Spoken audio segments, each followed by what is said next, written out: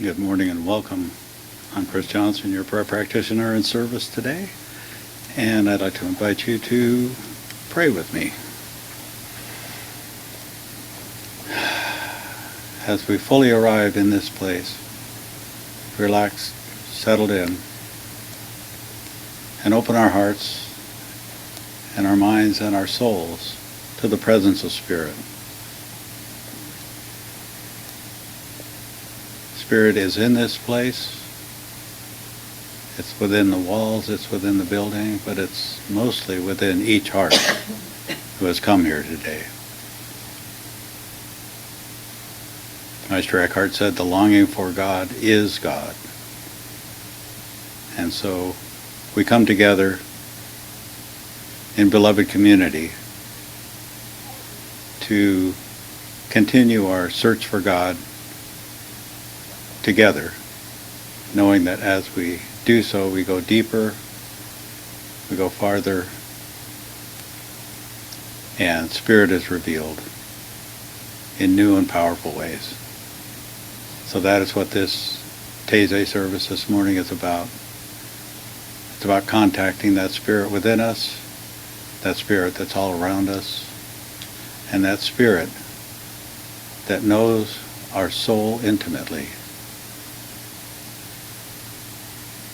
And so with a grateful heart, I just let this time together unfold perfectly, powerfully, lovingly, joyfully, and powerfully. And so with a grateful heart, I just let go and let the unseen hand guide us. And together we say, and so it is. Amen. Good morning. Good morning. So good to see everybody out and about this morning. I welcome you. If you are new with us online this morning, my name is Reverend Diana Johnson. I'm the pastor and spiritual director of Mystic Heart Spiritual Center. We're an interfaith community that teaches universal principles and practical spirituality. And I'd like to welcome you home to our community should you choose it for yourself. And I'd like to welcome you home to the grace and the wisdom of your own mystic heart. So this morning we're going to center our Taizé, our reflections and contemplations on tending the soul. We begin our meditative journey this morning by joining our voices, deepening our intimate connection in spirit. And we have with us Dalton leading all the music this morning.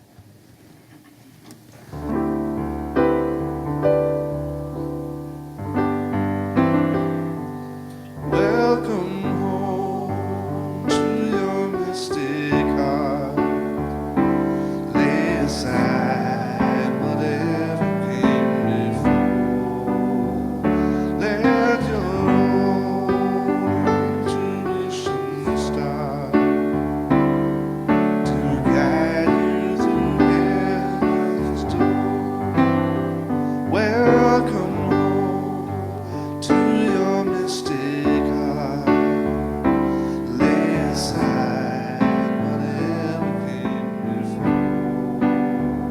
Let your own intuition start to guide you through heaven's door. Welcome home to your mystic heart. Lay aside whatever came before. Let your own intuition start to guide you through heaven's door. To guide you through heaven's door.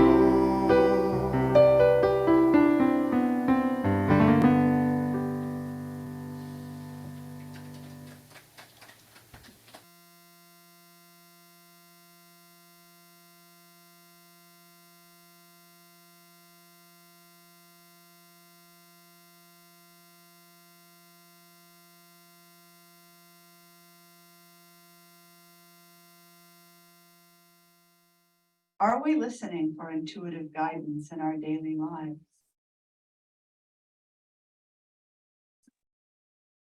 Are we using the insights we are given to change direction or behavior?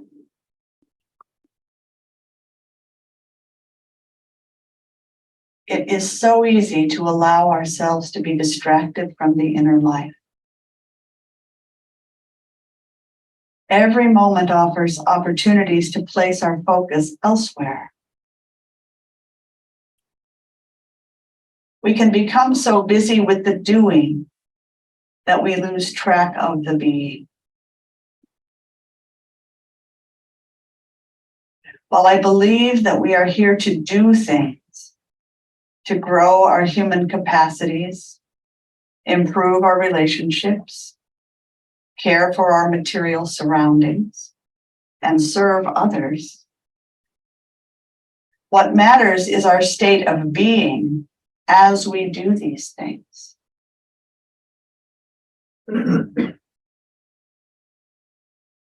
Questions that I use to check in with my state of being. Am I getting enough rest? Am I engaging with too many activities or people? Expecting too much of myself?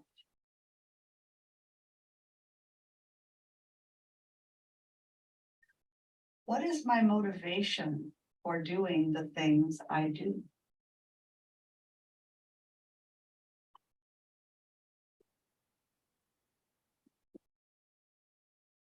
Am I nourishing my physical body with healthy food?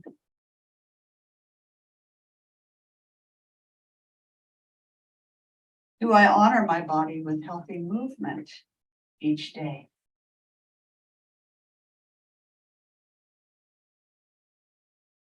Do I spend time in nature? Take time to notice the beauty that surrounds me?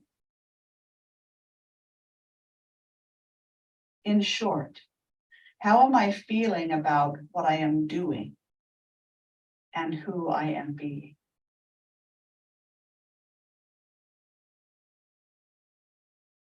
We are self-reflective beings. We have the capacity to think, plan, analyze, and choose, and also to reflect upon our own thoughts and choices. We're able to listen to how we are feeling about ourselves and our lives, and to choose again where needed. But do we honor ourselves enough to take the time for reflection?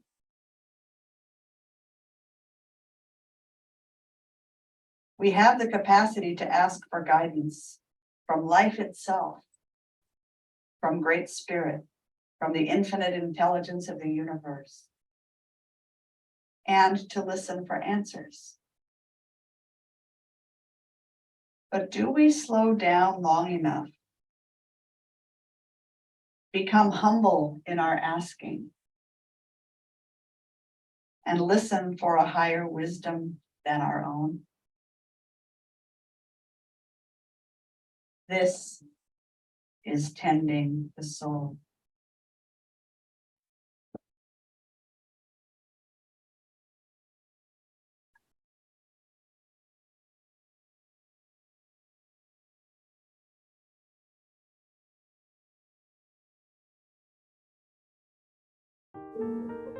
What is the soul? Like all spiritual truth, what the soul is cannot be clearly expressed in words. Reverend John Ortberg defines it as the eeriest, most mysterious, most evocative, crucial, sacred, eternal, life-directing, fragile but indestructible, and nowadays quite controversial part of your existence. Pastor and author Dallas Willard once said, "You're a soul made by God, made for God, and made to need God. What is running your life at any given moment is your soul, not external circumstances, not your thoughts, not your intentions, not even your feelings. but your soul.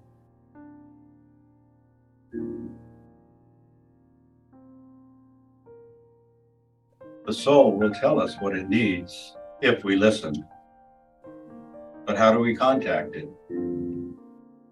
Parker J. Palmer tells us, the soul is like a wild animal, tough, resilient, savvy, self-sufficient, and yet exceedingly shy. If we want to see a wild animal, the last thing we should do is to go crashing through the woods, shouting for the creature to come out. But if we are willing to walk quietly into the woods and sit silently for an hour or two at the base of the tree, the creature we are waiting for may well emerge. And out of the corner of an eye, we will catch a glimpse of the precious wildness we seek.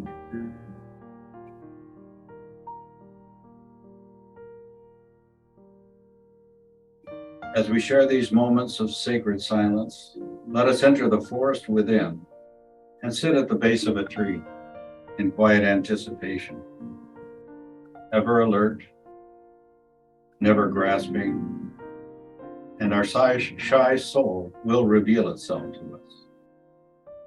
When it does, gently invite it to share its needs with you, its deepest desires for you, its purpose for incarnating as you in this point in time. Then listen deeply. Don't rush it. Don't let thoughts interrupt it. Simply wait in patient expectancy. And when it does speak, heed its call.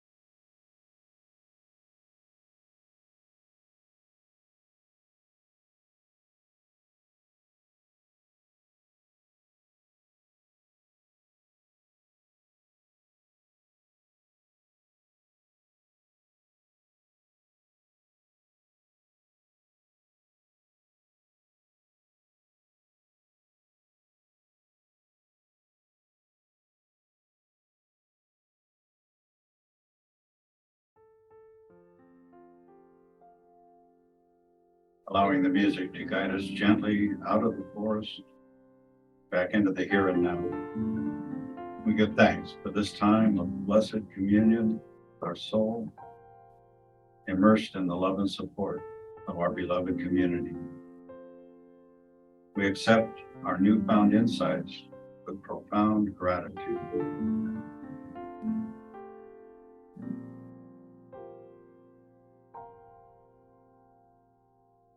And we express this gratitude by continuing and sustaining our divine dialogue with the soul, by committing ourselves to a regular practice of checking in with ourselves at the deepest level. And we allow ourselves to be guided and even changed by all that the soul reveals to us.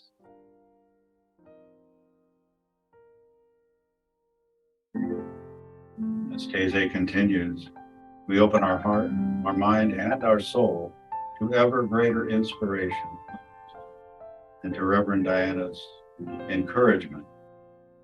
Faithfully continue, ending the soul.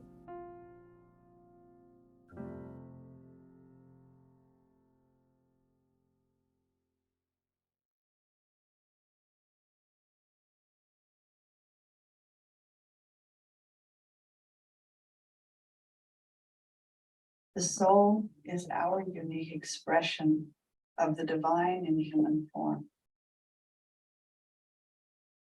It gives us our distinct qualities, characteristics, and gifts so that we can share them with the world. It is our soul's purpose in this lifetime to pour out our gifts, to give unconditionally,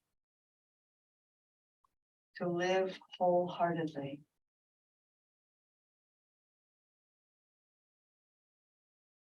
Now the question becomes, what do I have to offer? What are my unique gifts?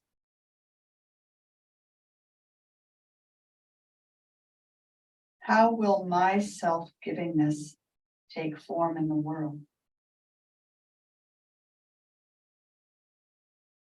The first step in answering these questions is to first ask, what do I love? St. Thomas Aquinas suggested that the things that we love tell us what we are.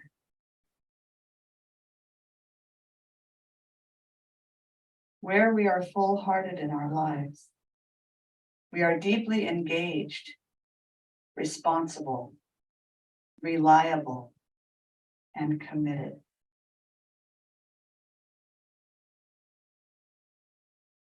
That makes it pretty easy to discover where your own full-heartedness lies. Where are you fully involved in manifesting what has heart and meaning for you? It can be anything. Take a moment and look within yourself. Where do you willingly spend your free time?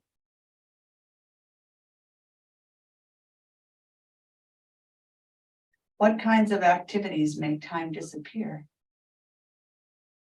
and move you into a flow that leaves you feeling peaceful and contented?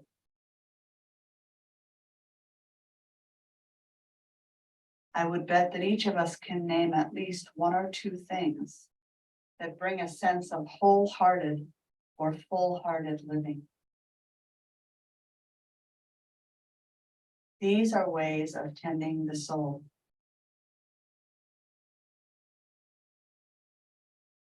I'm sure we've all heard this quote by Howard Thurman. Don't ask yourself what the world needs. Ask yourself what makes you come alive and go do that.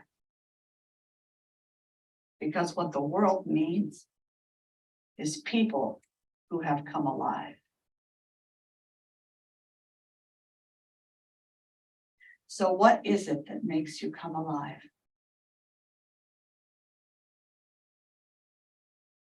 I'll bet you can guess what some of mine are. Studying, writing, teaching, singing, dancing, gardening, cooking, walking barefoot in the dirt.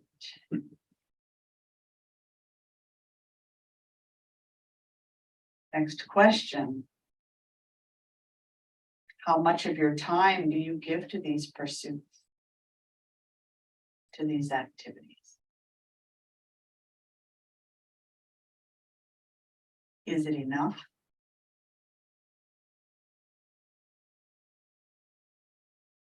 Or do you cheat yourself and the world of your gifts?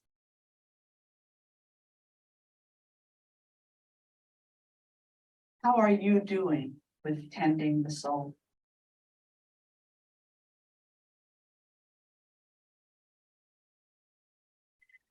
We'll take these questions and more into our conscious conversation later this morning. But I invite you to carry them with you as well into the week. What is it that makes you come alive?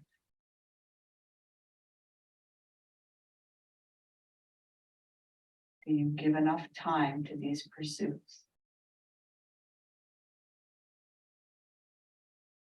Are you cheating yourself and the world of your gifts?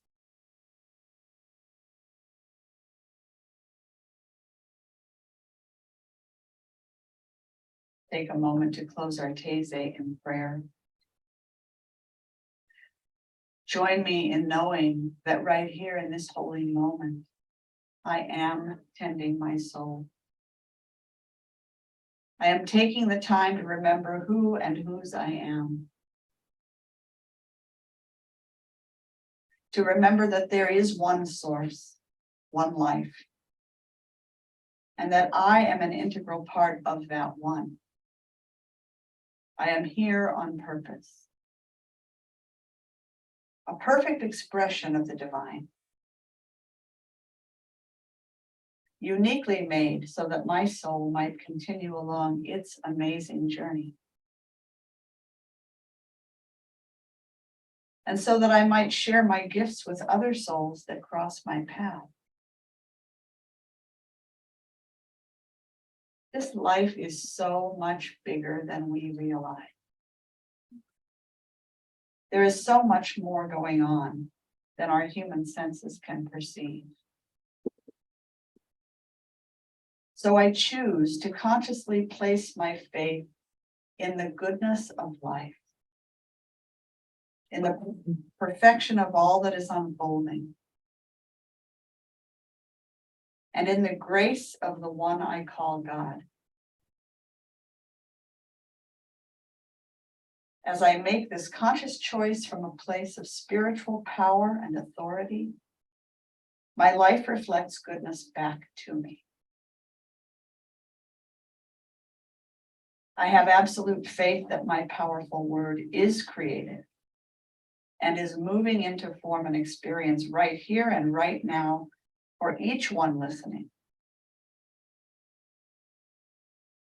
And so I can release it fully and completely, and I do, to the loving, lawful presence, calling it done. And so it is. So it is. Amen. Amen. Sadhu, Sadhu. Ashe. Ashe. Amen.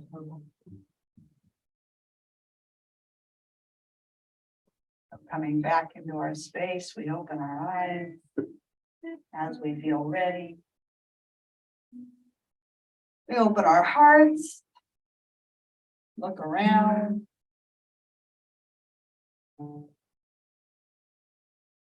All of the beautiful souls here with us this morning, our spiritual family, support system for us in good times and in difficult times. All that care.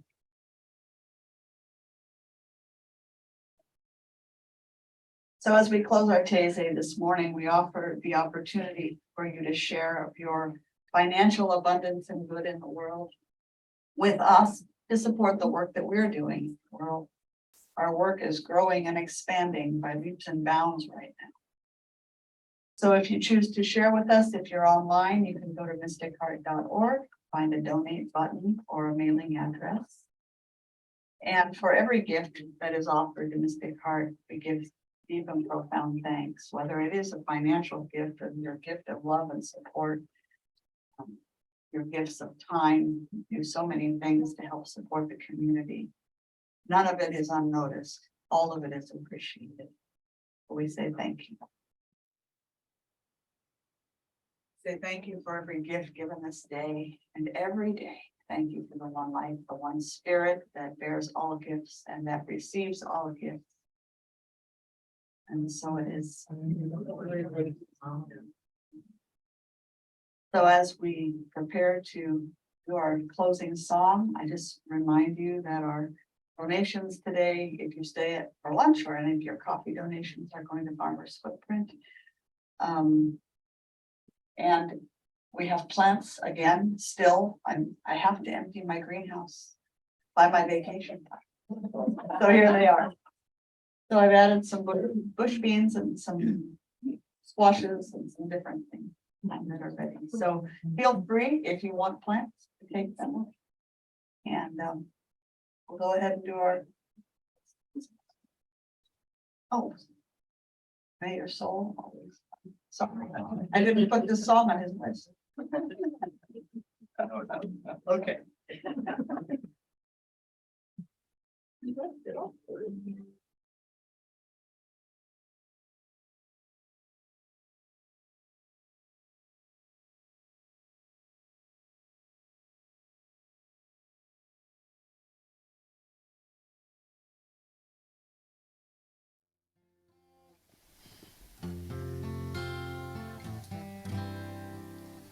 May your soul always find what it's looking for. May your heart always lead the way. May you live in peace and harmony. And may love always fill your day. May your path be strewn with happiness. May success find you everywhere. May you always embrace compassion and grace, and may God always answer your prayer. May your soul always find what it's looking for. May your heart always lead the way. May you live in peace and harmony, and may love always fill your day. May your path be strewn with happiness. May success find you everywhere. May you always embrace compassion and grace, and may God always answer your prayer. May you always So much embrace for today. compassion Welcome to and come back at 10:30 if you'd like, friends. Talk and we'll have a conversation. God always answer your prayer.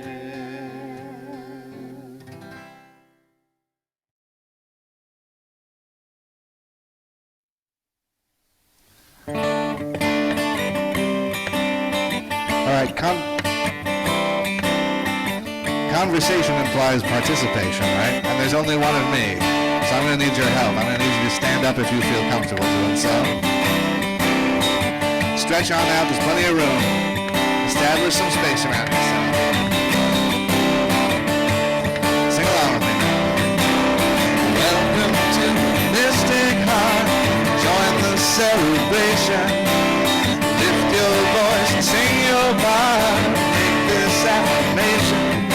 Your spirit made us family with loving hearts to share. And together we are joyfully practicing the possible to pray. That's how it goes.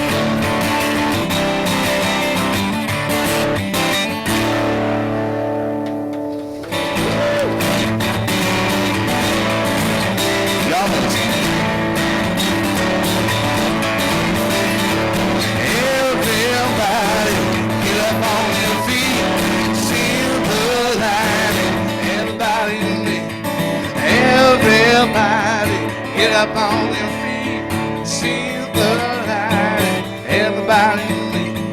Let us be reminded of who we've come to be. We are love, we are one big family. Yeah, yeah, yeah, yeah, yeah, yeah. Let us make a joyful sound. Here we stand on holy ground. Let us make a joyful sound. Here we stand on holy ground. Let us make a joyful sound. Yeah, everybody, get up on your feet. See the light. Everybody in me. Yeah, yeah, yeah, yeah, yeah. I love it.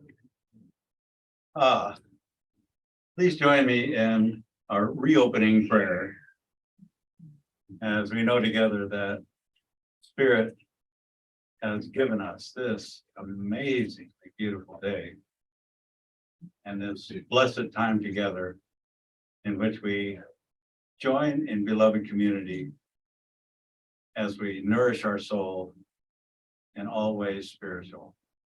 I give thanks for each one here, for the gifts that each one brings.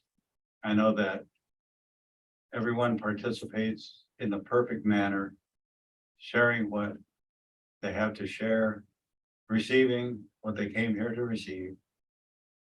And I know it unfolds perfectly, powerfully, joyfully, lovingly, and to the highest good for all concerned. So I just let it be so. I get myself out of the way. I let go. I let God, knowing that it unfolds perfectly. And so it is. Thank you, Chris, for opening this space. Dalton for opening the space. Joy. Uplifting energy as we all come together. I want to say good morning and welcome. If you are new here with us today or new online, my name is Reverend Diana Johnson. I'm the pastor and spiritual director for Mystic Heart Spiritual Center. And we are an independent interfaith organization. We teach universal principles and practical spirituality. And we welcome all, from all traditions, from no tradition, all are welcome here. So thanks for being here with us this morning. This morning, we center our gathering on tending the soul.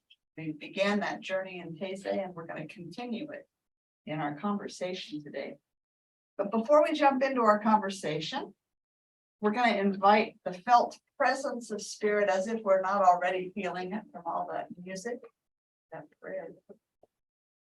Inviting that felt presence into our bodies, however that works for you, just experiencing the energy, the light, whether it's the breath, whether it's a vibration or a warmth, just a felt sense. As we join in our sacred practice of envisioning a love-soaked world,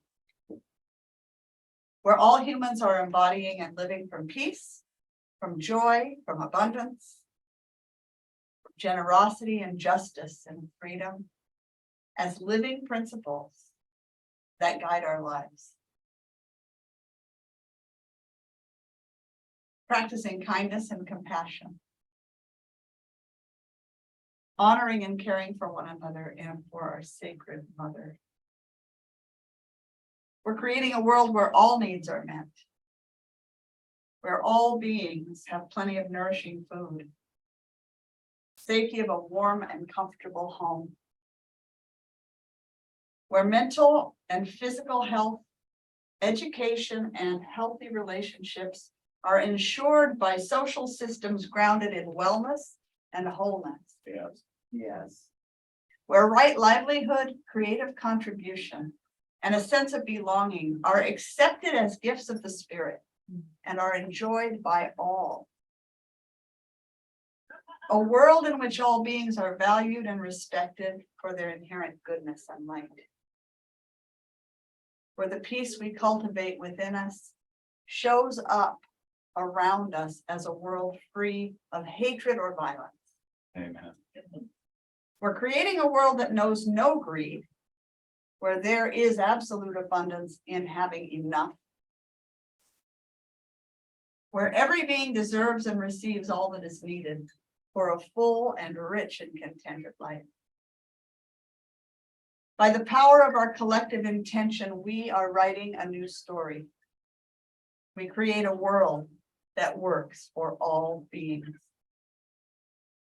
We do not lower our vision, no matter the appearances in the world, knowing with our whole hearts that such a world is not only possible, but it is inevitable. Yes. As one by one, each of us aligns our actions to support our vision. It is coming into form and experience now. And we trust that this prayer is a creative act and it's graceful unfolding.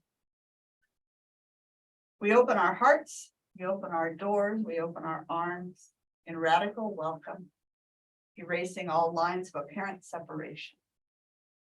In keeping with our vision, we create an open and loving community to which all are invited and in which all have an equal voice. Trusting in the power of prayer, we say, thank you, Spirit, letting it go, letting it be, and so it is. Amen. Amen. Sadhu, Sadhu. Ashe, welcome and bring in everybody in that letting it be. Let's take a moment, take a peek around. Some left, some came. Many took plants already, which was a good thing. Take a moment to really see one another.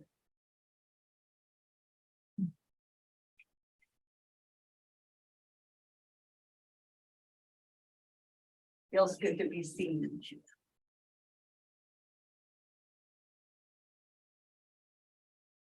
Sometimes it's hard to be seen.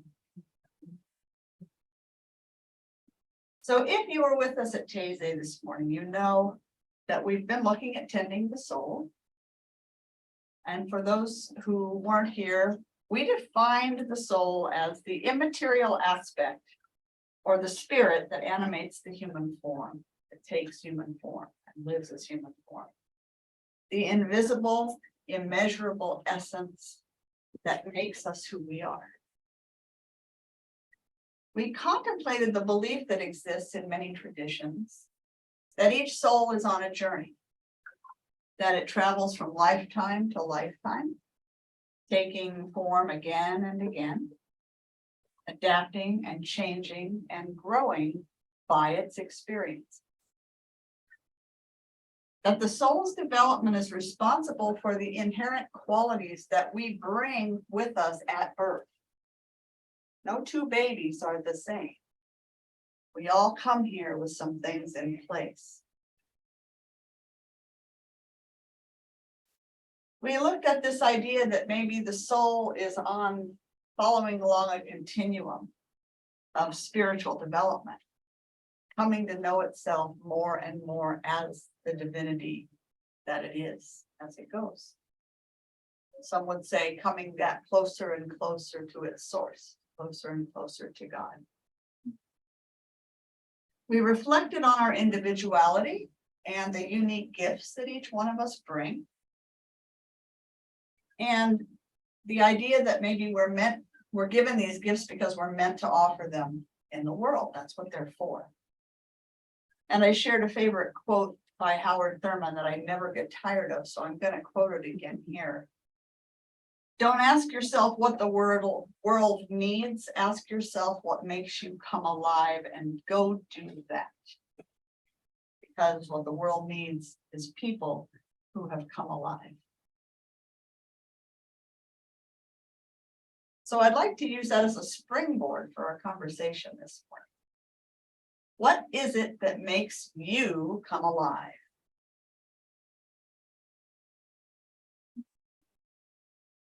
Dancing Dancing, and playing tambourine playing tambourine, and making jewelry.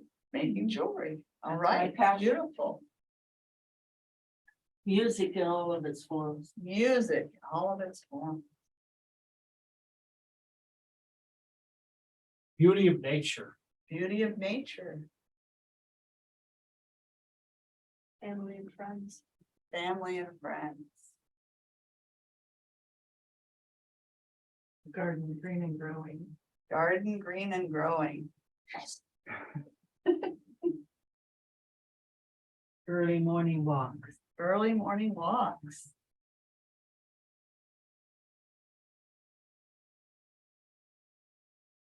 Watching the sunrise. Watching the sunrise. Petting a dog. Petting a dog.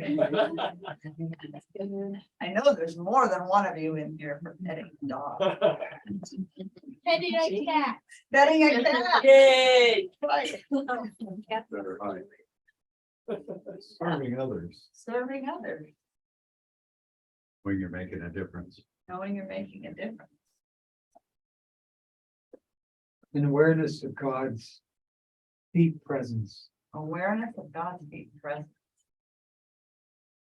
Meditating. Meditating. Anybody else go for walking barefoot in the dirt? Yes. Yeah, I'd like to do that. Love that. Walking barefoot in. So, even if you haven't spoken up, hopefully you've called to mind some things that bring you alive. Now, how much time do you give to doing these things every day or every week? Enough time, plenty of time, No. some yeses, some no's. Yeah. Why? For the ones who say no, why?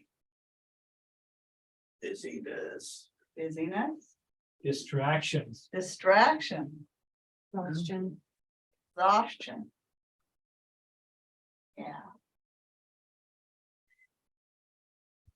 So if you're not doing these things that bring you to life, and part of your purpose in being here is to share your gifts, those things that bring you to life with the world, what you're telling me is if you're not spending enough time engaged in those things, you're cheating the world of your gifts. Pow! Wow. Cheating the world of your gifts. Finding those gifts within the life responsibility of life. Yeah. Finding those gifts is a responsibility of life. Within Within. a responsibility. Right. Also, but That's why I said a responsibility. responsibility, not the only, but yeah. Yeah. Interesting. So how many, I don't know if there's a question I was gonna use here or later, but I'm gonna do it now because that's what's coming up right now. So do you remember back when you were maybe choosing a career or a direction for your life as a younger person? Do you remember anybody saying to you, what do you love to do with your free time?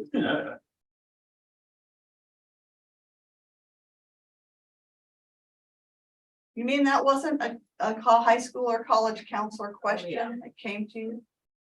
What do you love to do with your free time? Might that have been a guiding question that could have led you to something that you love? You know, I do share that with my kids now. Uh-huh, I do share that yeah. as a starting point. And Right. choices. So what were you asked? You remember? I don't know. What do you want to do when you grow up? What do you want to do when you grow up? Still asking that question. Are you gonna support yourself? How are you gonna support yourself? Oh, yeah, there you go. You think you're gonna make a living doing music? Channeling my mom. Yeah, yeah.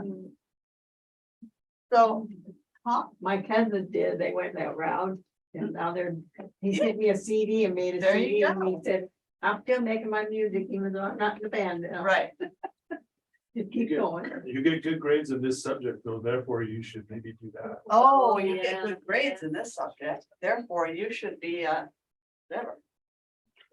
Yeah, you should do that. Because grades are all important, right? And there's good money in that. And there's good money in that, by the way, yeah. You'll support yourself well. Besides, your dad did that. Besides, your dad did that. Yeah. Your dad always wanted to do that. Or your dad always wanted to do Yeah. that. I'm gonna live my life through you. Uh-huh. So all these things that we were presented with as we were making some of the biggest decisions that would guide our lives. What do I do? What do I love? And then what do I do with what I love? To me, should have been the path. What do I love? What am I just inherently good at? Brings me into the flow. Brings joy into my life, therefore brings joy to other people. What is that for me? I know I would have saved a lot of time. I switched majors 6 times in college. 6 times. Because I knew what I wanted to do as my first career. But I was talked out of it over and over and over. And then I had parents who said, I wanted to be a teacher of young children first, my first career. And I had parents who said, those who can't do, teach. Oh, my God. Oh, So that's what I was raised with. Like, I really want to teach. I want to be with children. I want to teach children. Oh, yeah. Well, since you can't figure out what you do actually want to do, maybe you should go teach. ouch. So I kept switching. I thought I was going to be a business major at one point. That was fun. That was hilarious. Anyway. So when we're engaged in activities that fulfill us, we're living a wholehearted life. We're living with our whole hearts. We're tending our soul. But so many of us, because of the routes we were led on, that we chose to follow at some point ultimately, but without a lot of guidance, led us to places that were dead ends or that just didn't really work out well for us. Led us to kind of a half-hearted place. What's it look like to live a half-hearted life? What's it feel like? What's it look like? Colorless. Colorless? A lot of daydreaming on what could have been. Oh, daydreaming about what could have been. Unworthy. Unworthiness, Mediocrity. mediocrity, Accepting someone else's idea. accepting somebody else's idea. Not very exciting. Not very exciting. The whole tone in the room went to this kind of not very exciting tone. That's half-hearted. It's a lot of shoulds, right? There's a lot of shoulds in being half-hearted rather than desires, heart's desires. There's a lot of I have to's instead of I choose to.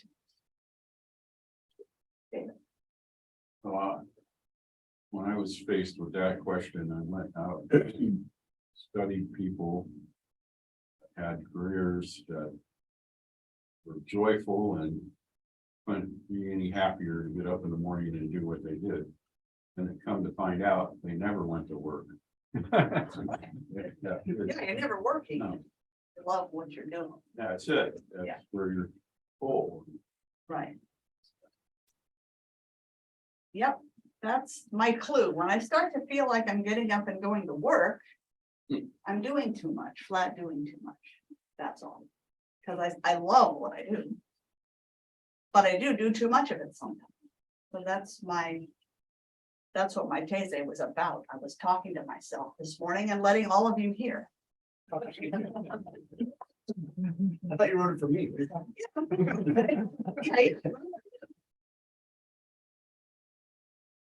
So how often do you hear yourself saying, I have to do this, or I have to do that? I have to go to the grocery store today. I have to put gas in my car. I have to get up at 6 o'clock this morning because I'm going to. Anybody else do? I have to, as a habit. The speech pattern. Yeah. So I have to is a really half-hearted way to live. not only is it half-hearted, but it also puts me in a victim place. Automatically sets me into a victim role. And releases me from the responsibility of owning my choices. In case you didn't already know this, one of my roles is to comfort the afflicted and the other is to afflict the comfortable. So here we go. I'm really good at this. And again, I'm talking to myself and you're giving me the privilege of sharing my self-talk with you. So. And that whole victim role, that's a whole nother talk. That will probably come another day. So here's an interesting experiment, not experience. Experiment that leads to experience. Think of something that you think of yourself as having to do during your week. Something you have to do because it's part of your life and you have to do it. Walk my dog. Okay, walk your And dog. I don't mean I don't like it, but that's Right. something I have You to. have to do that. Okay, Laundry. have to do laundry, Dishes. have to do dishes, Clean toilets. clean toilets, That's a good one. Walk your cat. walk your cat. Impossible. Grocery shopping. Grocery shopping, going to school, make dinner. Any other have tos? Exercise. Exercise. Help my husband with the shower. Help my husband with the shower. My job? My job. So, okay, now experiment with whatever you said or whatever's going through your mind, because I know we're all sure there are things we have to do, right? Instead of saying I have to do whatever, say I choose to. Walk my dog. I choose to help my husband with the shower. I choose to go grocery shopping. I choose to make dinner. Choose to do the laundry. Because you don't really have to. It doesn't matter what it is. You don't really have to. There are always alternatives, aren't there? Yeah. There are alternatives. Say I get to, it's a privilege. It's a privilege. I get to. So. I get to do the laundry and not take it down to the stream and beat it against a rock. I get to do the laundry and not stink so that nobody wants to hug me. When I go to church. I mean, there are alternatives. Thank you.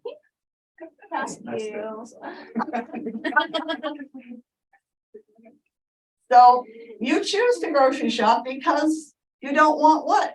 You don't want to starve to You death. don't want to starve to death. So the point is that owning the things we're doing as choices is empowering. It's more empowering. It puts you in a place of power and takes you out of the victim role. Does it feel different in your body when you say, I choose to, or I get to, I'm privileged to, Much better. as opposed to I have to? It's oppressive. I open up, You open up. I open up, I choose to do this. I get to do this. you know, that open me up. And so Yeah, all of a sudden things start coming to me. right. So you open up possibilities, you open up more experiences. Yeah. Absolutely.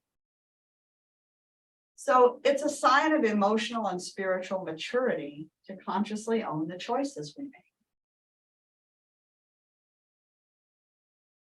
That was one of those pokes. Noticed. So what I want to say is I so admire each person here for the willingness to walk into a place where you know that I'm going to say things like this because I'm talking to myself and I need to hear it. And since you're here, I figure you want me to share my thoughts with you. But not everybody is willing to walk into a place knowing that and then to come back week after week after week to be reminded of who you are and how powerful you are. And all of the possibilities that are there for you when you step into that empowerment. Not everybody is ready to step into that level of responsibility in their lives.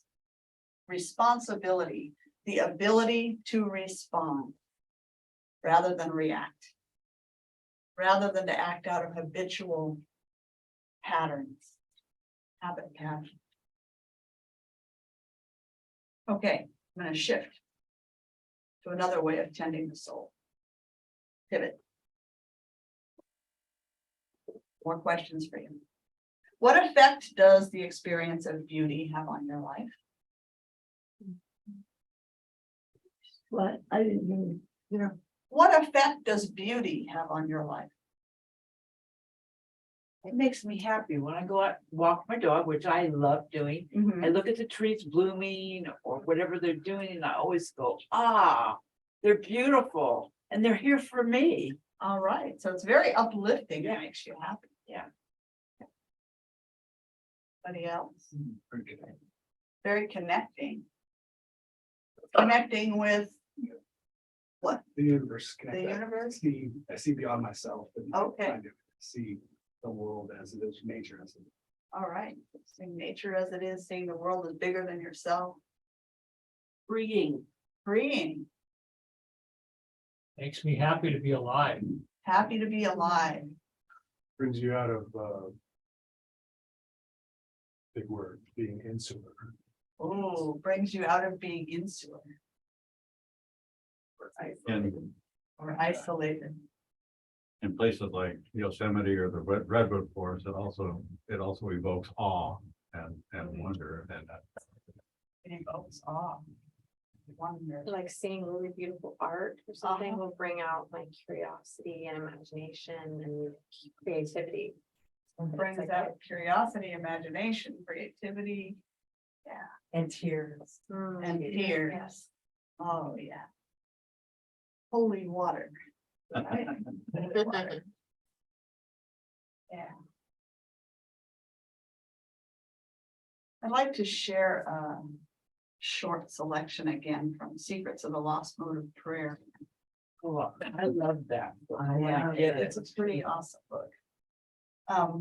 Because spending time in the presence of beauty is another way of tending the soul. So I'm going to read a couple of pages. I marked them with these little sticky notes. So this is in a chapter that's called Beauty is the Transformer. Beauty may be one of the least understood, yet most powerful of human experiences. Beauty holds different meanings for different people. When people are asked to define it, more often than not, their response is based on their personal experience, what it has meant to them in their lives. To a scientist, beauty may come in the form of an elegant solution to a mathematical equation. A photographer, on the other hand, may see beauty in the striking contrast between sunlight and shadows in a composition. Albert Einstein saw beauty as an expression of a greater order in creation. Stating, for example, Mozart's music is so pure and beautiful that I see it as a reflection of the inner beauty of the universe. It is clear that every person's experience of beauty is unique. For this reason, there may be as many definitions for the experience of beauty as there are people who experience it. Regardless of how it's defined in our lives, whether it's viewed as a force, an experience, a quality, a judgment, or a perception, the power of beauty is real. In its presence, we are changed. While it's clear that we may not know precisely what it is, it's equally clear that we may apply what we do know about the power of beauty to heal the suffering, hurt, and fear in our lives. If, as ancient traditions proclaimed, beauty is a force unto itself, it is perhaps the strangest of nature's forces. Unlike gravity and electromagnetism, which seem to exist with or without us, the power of beauty appears to be dormant until we give it our attention.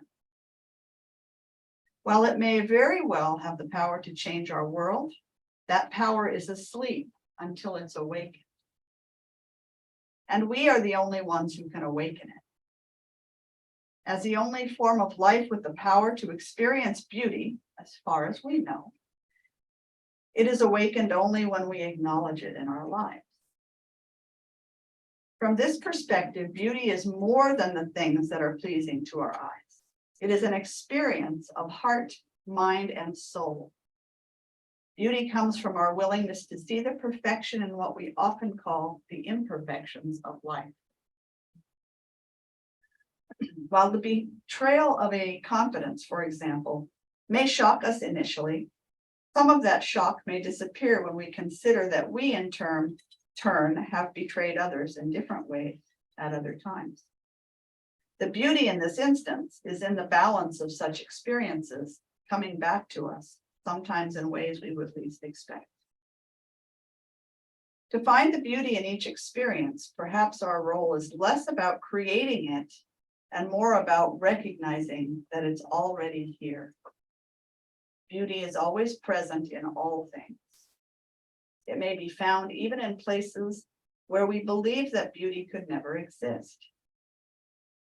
In the moments that we reach into the depths of our souls for the power to give new meaning to things that hurt us the most, we discover the great wisdom shared by ancient masters. That wisdom simply reminds us that the power to see beauty is a choice.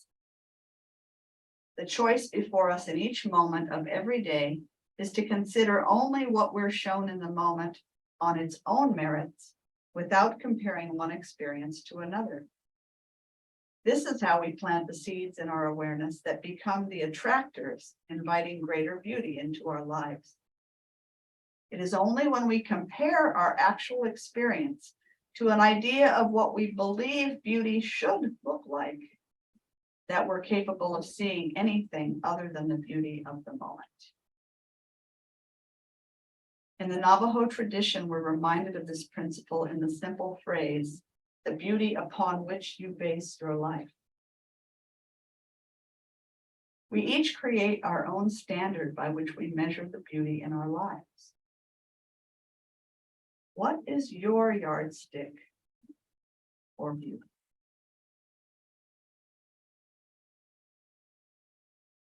What is your yardstick for beauty?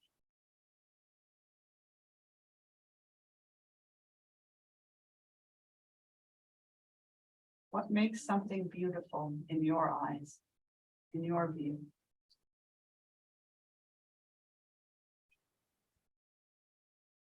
Not a question. That's a question. Sorry. Listen, you don't have to do it.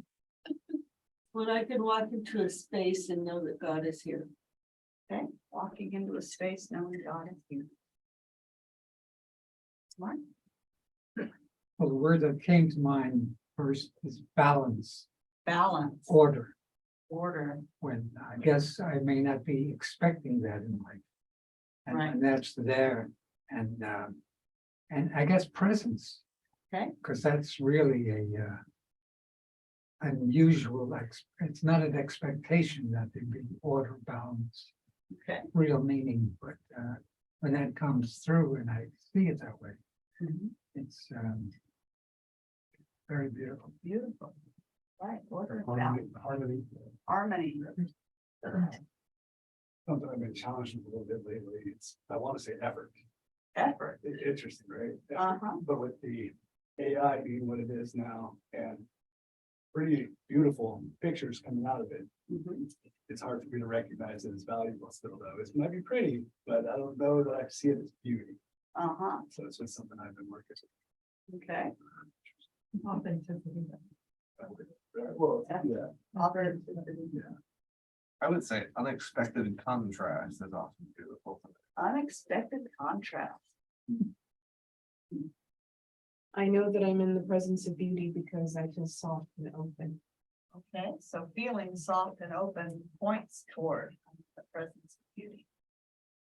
I would think reconciliation, Reconciliation. or whether it's a reconciliation with someone you've been estranged from, Mhm. or reconciliation with aspects of yourself you've been estranged from. So I like that, to me, that's a beautiful kind of thing that happens. So reconciliation is a form of beauty. I'd say to the degree that it changes my interior state into a more positive Okay, feeling or positive beingness. That's more beauty, the more I move, the more beauty it is, okay, the more beautiful it is. Grace.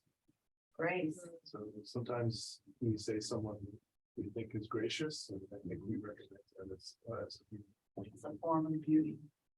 Usually when I come in contact with something that's beautiful, it brings me to tears and it's unexpected. Okay, Like others had said, it's usually unexpected. It's not something I'm like looking for or expecting. It's just I'll see it or experience it. And it brings me to, like you said, holy water, tears, and it's in my soul. I can feel something deeper and a connection. And I, like others have said, that feeling that connection to source and knowing like for me, there's certain animals I see that represent maybe an ancestor or a loved one or something, and it's like a sign to me, and that'll bring me to tears. And it's so beautiful, that moment of feeling connected again, and like, oh, there you are. I'm not alone. You're always with me. right. Things like that. Beautiful. It's that. The beauty in me spawns from the difference between me and the beauty that I see. Like when you see just a really beautiful painting, I just go like, oh wow, that could be real. Like that's so awesome. It's so much more different than what I'd expect. Uh-huh, okay, something that's different than what you expect and catches your attention. I got a Cheryl and then a Bob and then a Kimberly. Inner peace, you feel that feeling. There, you see them. Invisible beauty you receive, the inner peace you feel. Okay, so inner peace brings a sense of beauty. Never ending of beauty, like ocean waves. Oh. You know, they've been there doing this thing for millions of years, and they'll be doing it for millions more years. And it just keeps, you know, and never ending. So the never ending nature of things in nature, especially. Oh, yeah. Then it's gonna be 2, and when she's sleeping, and I look down at her sweet little face, that brings me so much joy to know that my ancestry is part of that, and her innocence and her beauty just being. It's an experience that I think is the best one I've ever experienced. Beautiful. Anything else that you want to give voice to about your personal yardstick for beauty? How do you measure it? How do you experience it? I'd piggyback off what she just said and saying when you're a mother, you know, that first year when you would just sit there and watch them just sleep. And I could do it for hours. Their dad would come and be like, what are you doing? You gotta see this. I do nothing but sleeping. Right. But you're just so in love. Yeah. And you're just so just obsessed with that. Oh, I get to one of the most beautiful experiences I've ever had, and I get to do it 3 times. that's amazing. Yeah, it evokes love. She's like, Yeah, yeah. Well, those are all qualities of spirit, right? Beauty is a quality of spirit, love, peace, harmony, balance. All of these things are, The touch. touch. Yeah. Yeah. I was gonna say, I got to catch my 3 babies when they were born. We had home births and it was beautiful. It wasn't pretty, it's messy, Right. but it was beautiful. And so there's a distinction there. Beauty has a transcendent quality here that It has an energy that just fills you. Yes. So thinking about all of this around beauty, and then going back to something that Greg Braden said, which is seeing beauty as a choice. We're talking about the unexpected. We're talking about the miraculous, the things that take our breath away. But what if this idea about seeing beauty being a choice? Like it doesn't have to be unexpected. It can be. But what if we decided every morning to see beauty everywhere we went, no matter what was happening? That would be a different way to live for some of us, for most of us, I mean. I've been working with that to be good. I'll work on you. Just let it be good. Everything's good. It's a step in the right direction. I'll work on I like how he pointed out the beauty and the balance of, I feel so betrayed, and then taking that back to where have I betrayed another? Oh, look at the perfect, beautiful balance in that. Different form of beauty than we've been talking about. Something to contemplate this week. And when I was reading that, I was thinking of there's beauty in a storm that's raging. It caused tremendous destruction. But the power and symmetry of it and all that is really beautiful. You know, but Yeah. it can cause some ugly damage. You can. Beautiful. Yeah. So beauty is as beauty does. Oh, boy. Uh-oh. So this week, I invite you to invite beauty in to your thoughts, your words, to your actions, whatever beauty means to you. Invite beauty into your week this week. When you find yourself maybe going off in a direction that isn't so constructive, how can you either see the beauty in it or shift it to something more beautiful? Yeah. Notice beauty wherever you go. On the freeway, in the traffic, at Winco. Everywhere you go, look for beauty. Beauty in the smiles of people. Beauty in the smiles of people. Doing the dishes. Clean dishes are so beautiful. The bubbles are bubbly The and bubble. nice and warm. I mean, I enjoy doing dishes. Yeah. So remember this week, the beauty is a quality of spirit. It's always present within you and within everything around you. It's inherently in everything. And your job, should you choose to accept it, is to find it. Gonna be a beauty detective. I think I'm gonna use that spot. Close our time together in conversation with prayer. Love, light, light, beauty, peace, joy, freedom.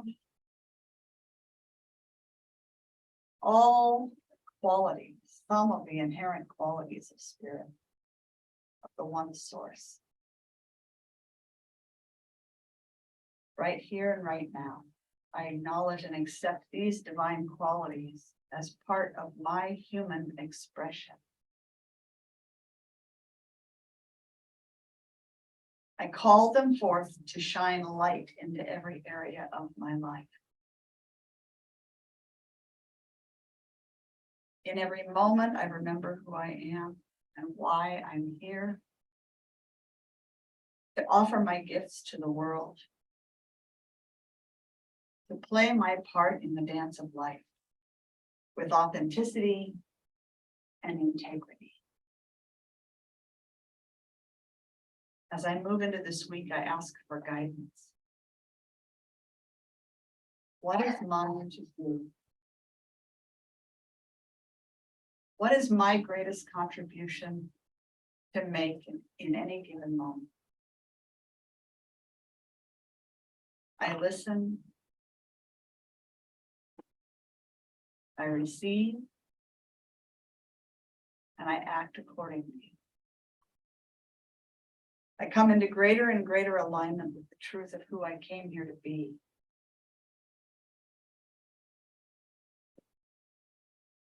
And by walking through the world in this way, I am tending the soul of humanity. A deep sense of peace. I'm so grateful for my life. I'm thankful for the many blessings of this and every day. Filled with appreciation, knowing the power of this prayer, I choose now to release it, trusting that it's done its work, that it opens and creates a beauty-filled week ahead. So I just let it go. I let it be. So it is. What is?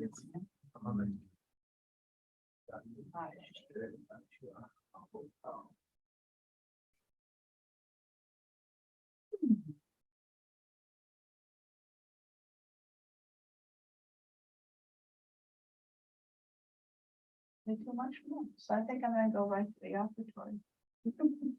But welcome back if you were closing your eyes and pray. Each Sunday, we invite you to join in the celebration of the work that we do. We're doing a lot of reaching out in different ways in the community right now. So if you should choose to support our mission and our vision, and if you're at home online, you can go to mysticheart.org and find the donate button. You can find our mailing address. And as we move into this time of giving, we have a short affirmation that we speak together to speak it into form, into power. And please know that these words are meaningful, come straight from the heart. As I awaken the God within me and all around me, be abundance in every corner. Consciously step into that level of abundance by this act of giving. I offer this gift freely, spirit of love, blessing and sending it forth to heal. It's evidence of my deep faith. It does good work in the world. Bless all creation. Give from my consciousness of abundance. And so it is. And invite Dalton back. Share some music during our. Thank you so much for being my band earlier. Now I'm going to be the entire band.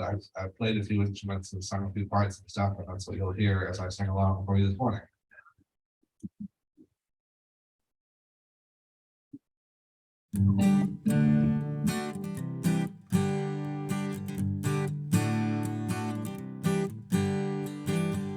I believes to live his dreams. Prayers are heard, he fears no thunder. When he falls, he safely lands, guided by invincible hand.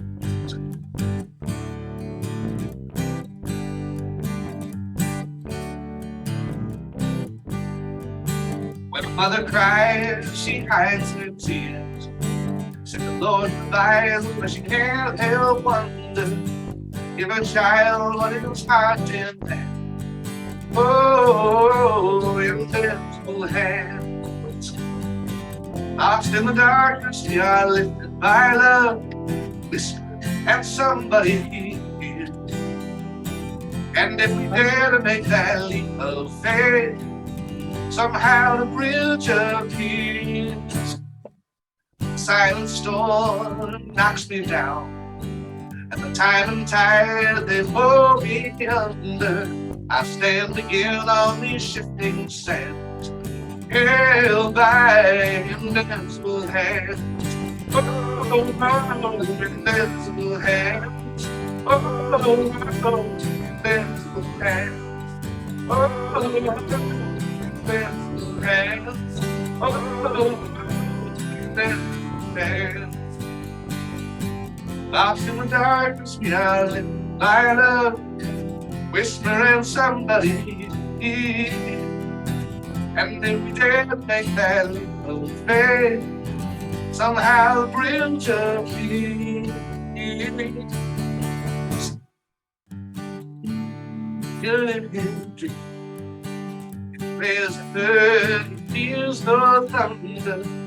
When he falls, he safely lands, guided by invisible hands. Oh, invisible hands. Oh, invisible hands. Oh, invisible hands. Invisible hands. Invisible hands. Invisible hands.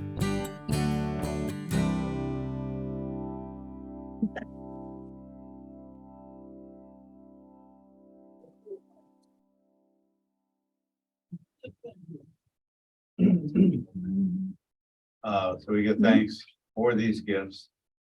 Give thanks for the gifts of treasure, but as well as for the time and talent, the volunteer work that people bring, the love and the prayers that we share with one another. All of it is definitely a gift from heaven. So I say thank you to each one here. Thank you to Spirit, and so it is. So it is.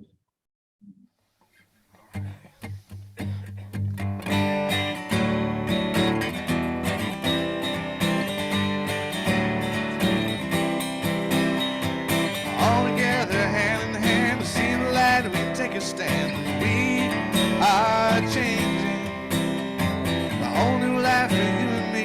Take your past and set it free. And share this blessing. Love me with you. Peace unfold you. Spirit lift you. Breathe it in. Truth come through you. Make it flow to you. Let joy renew you until we meet again. Love be with you. Love be with you.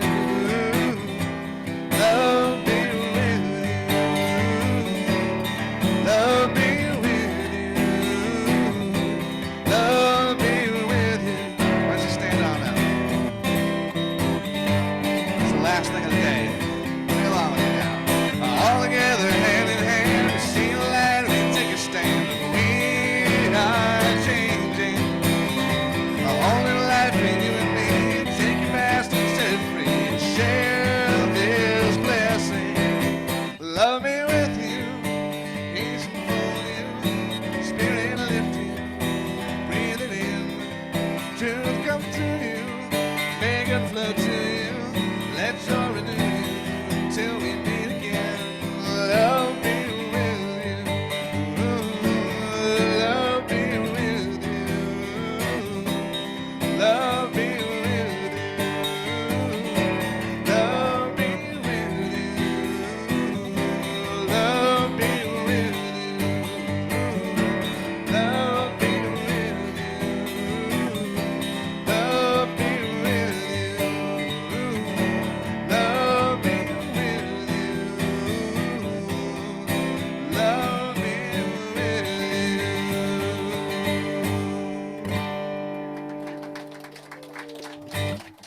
Hey, you have a wonderful Sunday. Today, join us for salad bar lunch if you'd like. And please feel free to take the rest of the garden plants home with you.